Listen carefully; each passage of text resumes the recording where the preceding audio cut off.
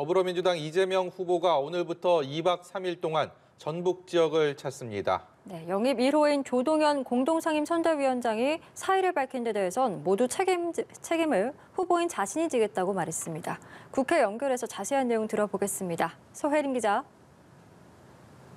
네, 우선 이재명 후보는 매주 타는 민생버스, 메타버스 4번째 행선지로 전북을 방문했습니다. 전북 익산에 있는 한국식품산업클러스터진흥원을 찾았고 이어 전주에 있는 한옥마을도 방문할 예정인데요. 또한 오늘 저녁에는 전북 전주에서 정세균 전 국무총리를 만나서 저녁 식사를 함께합니다. 전북이 고향인 정 전 총리를 통해 지역 표심에 호소하기 위한 것으로 보이는데요.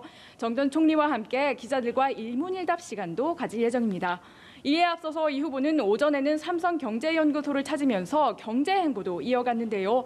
자신이 친기업 인사라고 강조하는 한편 기본소득 논의를 삼성이 해보는 것은 어떻겠냐고도 언급했습니다.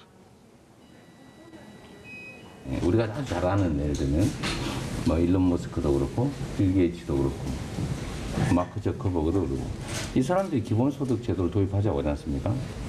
삼성이나 이런 데서 좀 기본소득 얘기도 좀 해보는 게 어떻겠냐라고 말씀드렸죠.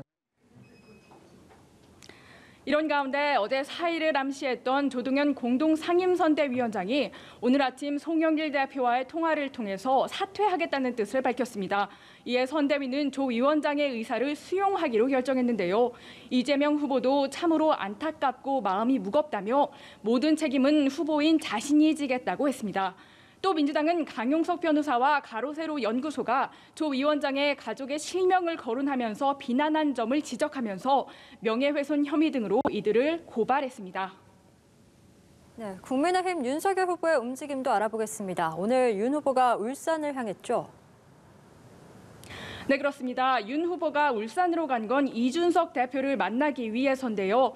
이에 앞서서 오전에는 긴급 선대위를 열고 갈등을 봉합하기 위한 대책을 논의했습니다.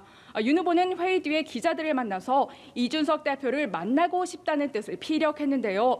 하지만 제주도에서 기자들을 만난 이준석 대표는 여전히 불편한 심경을 내비쳤습니다. 두 사람의 이야기를 직접 들어보시죠. 하여튼 좀 만나고 싶습니다. 그리고 저는 이준석 대표를 만날 때마다 그 번득이는 아이디어와 이런 거에 제가 늘 감탄을 하고 늘 만날 때마다 많은 공부도 되고 많은 정보를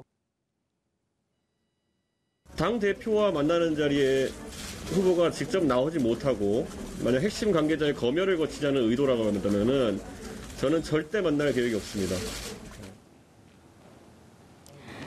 네, 국민의힘 안팎에서는 선대위와 관련한 내용을 하루라도 빨리 봉합해야 한다는 목소리가 나오는데요. 윤 후보 측은 울산에서 이준석 대표를 만나는 방안을 조율하고 있다고 설명했습니다.